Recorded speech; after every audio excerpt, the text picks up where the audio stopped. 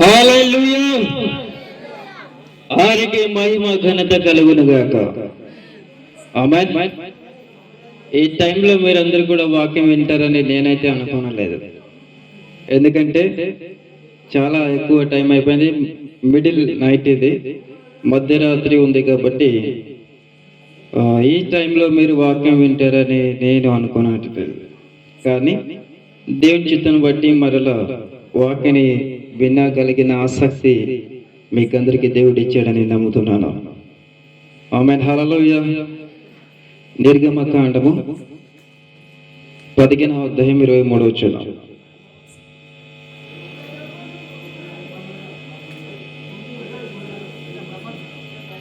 Bible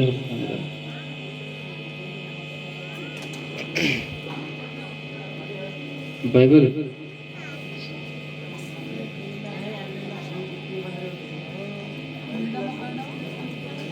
15:23.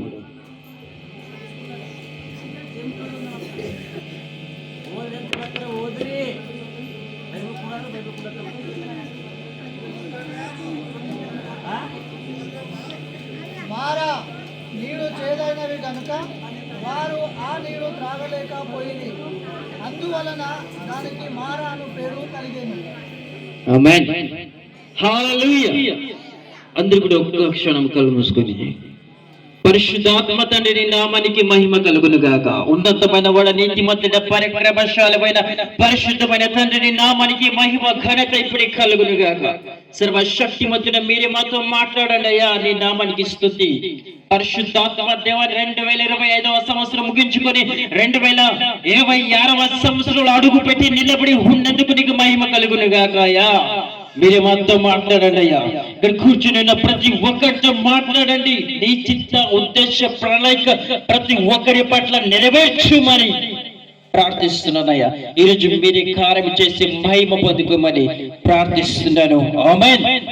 హల్లెలూయా. దేవుని బిడ్డలారా, ఇశ్రాయేలు ప్రజలు ఐగుప్తు దేశం నుండి రిలీజ్ అయిపోయిన తర్వాత, ఆ శత్రువుల చేతుల నుండి విడిపింపబడిన తర్వాత వారు ప్రయాణమైతూ వెళ్తూ ఒక అడవి ప్రాంతంలో చేరుకున్నారు. ఒక అడవి ప్రాంతంలో చేరుకోనగానే ఆ అడవి ప్రాంతంలో వారికి అనేక నీళ్ళు అక్కడ ఉన్నాయి. కానీ ఆ నీళ్ళంతా కూడా చేదైనవి ఉన్నాయి కనుక వాళ్ళ నీళ్లు తాగలేకపోతున్నారు. ఆ నీళ్లు ముట్టుకోలేకపోతున్నారు. ముట్టుకున్న వ్యక్తమే, దాన్ని తాకిన వ్యక్తమే నోట్లో పడిన ఒక చేదు. మారా అంటే చేదు.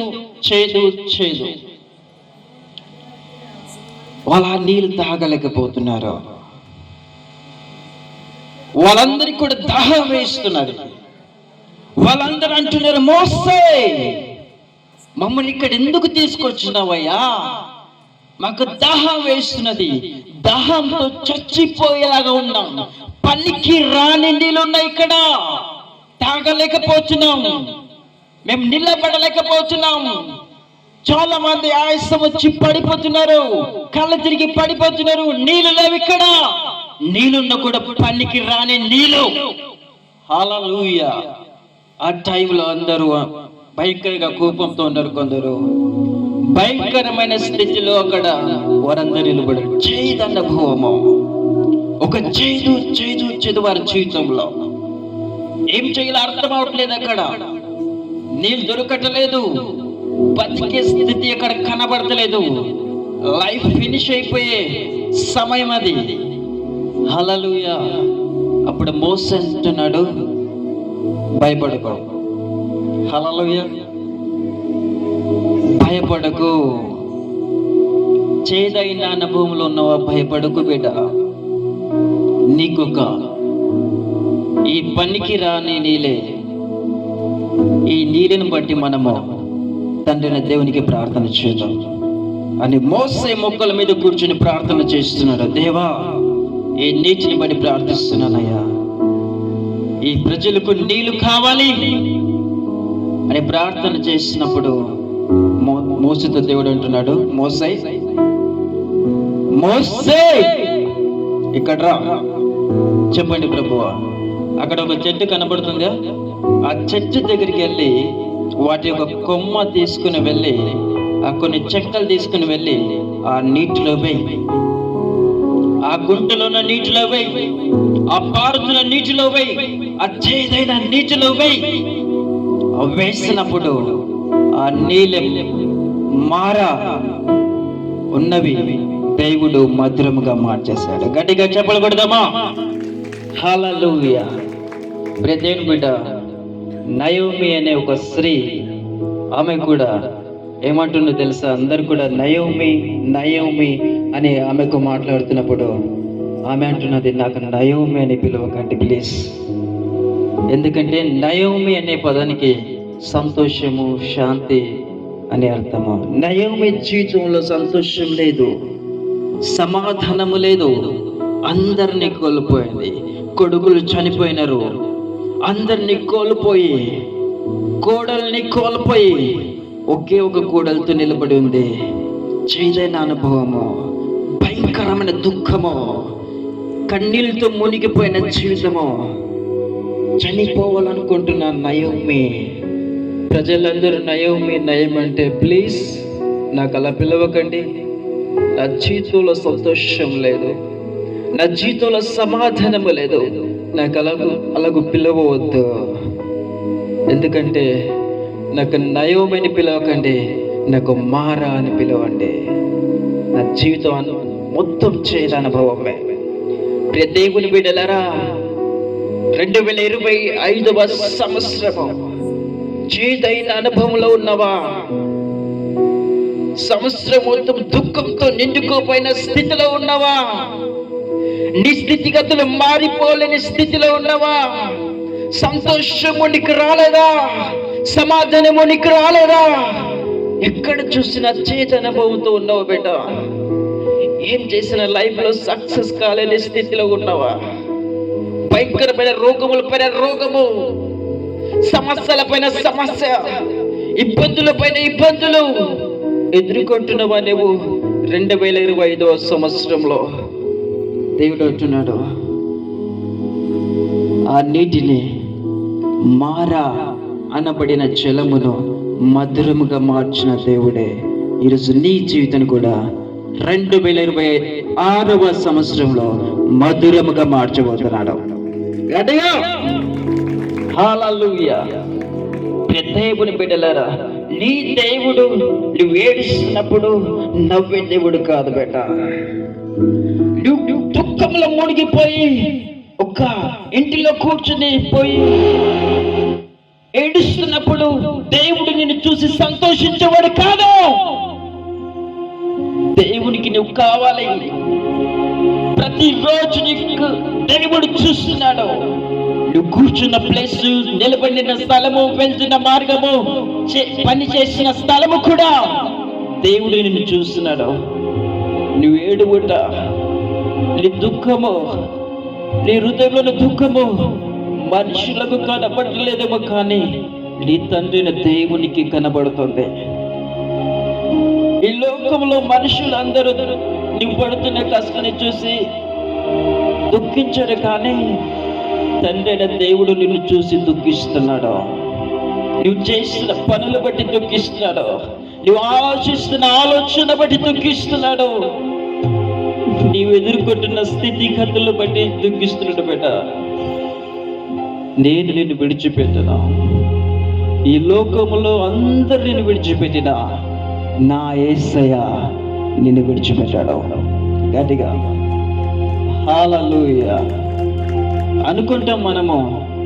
దేవుడు నా మాట వింటాడా? నా ప్రార్థన వింటాడా? దేవుడు నన్ను చూస్తున్నాడా?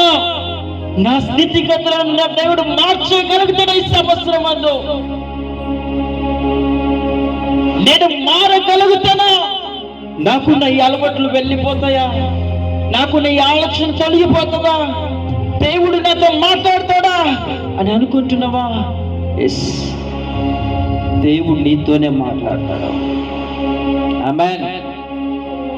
దేవుడు నీతోనే మాట్లాడుతున్నాడు బిడ్డ. నువ్వు దేవునికి కావాలి. నువ్వు దేవునికి సత్తు, దేవుడు తన స్వరక్తం ఇచ్చి నిన్ను కొనుక్కున్నాడు.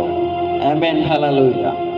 ఒక్క మాట గుర్తుపెట్టుకోండి, ఈ లోకంలో మనల్ని అందరూ వదిలిపోయినా, అందరూ దోషించిన, అందరూ అవమానించిన, నీ దేవుడు దూషించేవాడు కాదు, నీ దేవుడు అపహాసించేవాడు కాదు.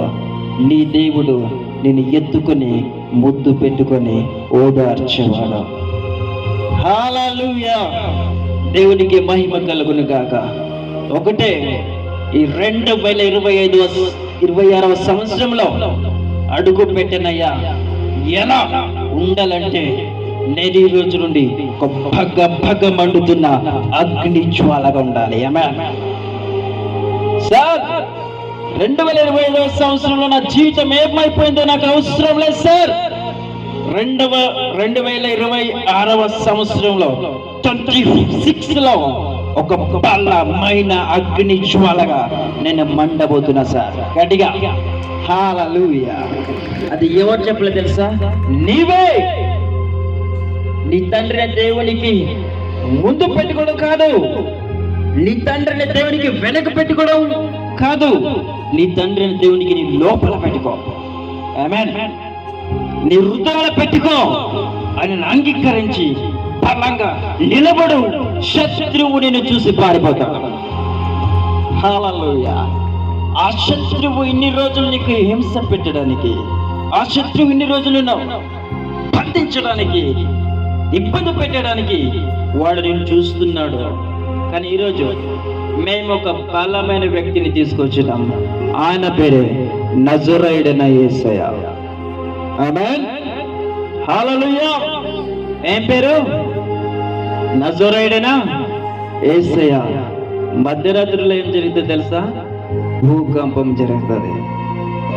మధ్యరాత్రిలో కూర్చుని పౌలు శీలను కలిసి ప్రార్థన చేస్తున్నారు.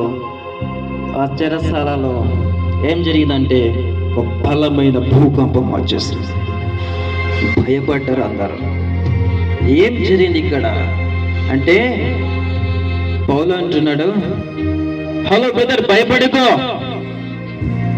నా దేవుడిని రక్షిస్తాడు. ఆమేన్. ఈ రాత్రి మన అందరి జీవితంలో మారిపోవును గాక. ఆమేన్. ఎక్కడ ఉంది?